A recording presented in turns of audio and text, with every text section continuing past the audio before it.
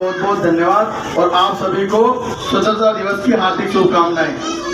आज आदरणीय जगदीश जी ने मेरे जैसे एक छोटे से कार्यकर्ता को भी आज बोलने का मौका दिया है।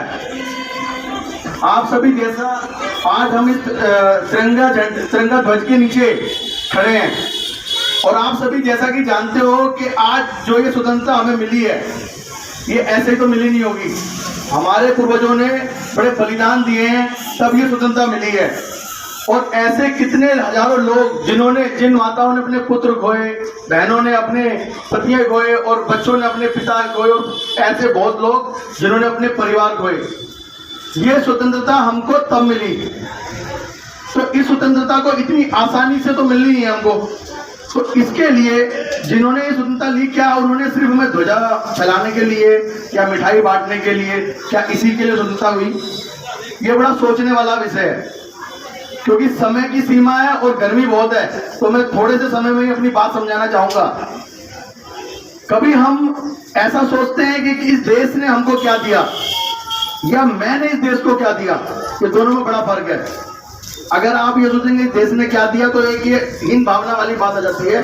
मगर अगर मैं ये सोचूंगा कि मैंने इस देश को क्या दिया तो ये बड़ा सोचने वाला विषय है। क्योंकि जब मैं इस देश को देने वाली बात करूंगा तो इस देश को ऊंचाई पे ले जाने के लिए बोलूंगा, देश के समर्पण के लिए बोलूंगा। क्योंकि आज आप देख रहे हो कि इस देश में जातिवाद, प्रांतवाद और मजहब, इन सब चीजों का बहुत ज्यादा वो हो रहा है। हमारे को हिंदू समाज को एकत्रित होकर रहना है, एक दूसरे की जातियों में नहीं बंटना है, प्रांतवाद में नहीं बंटना है। अगर हम ये कहते हैं कि क्या देशभक्ति खाली एक बंदूक चलाने से नहीं होती, एक जो सिपाही बॉर्डर पर लड़ रहा है वो भी देशभक्ति कर रहा है, और जो एक समाज के बीच में व्यक्ति खड़ा है वो भी देशभक्ति कर रहा है। अगर अपने देश के संसाधनों को आप बचा रहे हो तो वो भी देशभक्ति कहलाएगी।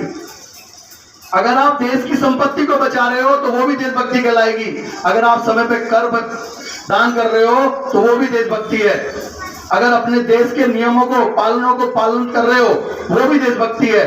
और सबसे बड़ी देशभक्ति है जो ये हमारा युवा समाज है, ये जो बच्चे हैं, अगर आपने इनको संस्कार दे दिए और संस्कार जिन बच्चों को दोगे वो अगले 40 साल 50 साल जो खड़े होंगे और देश की सेवा करेंगे, वो सबसे बड़ी देशभक्ति है। क्योंकि अगर आपका बच्चा खड़ा हो गया और वो संस्कारित खड़ा हो गया तो आज आप देखने वाले हो कि वो अगले 50 साल इस देश की जिस तरह से आपने सेवा करी है उसी तरह से वो भी सेवा करेगी।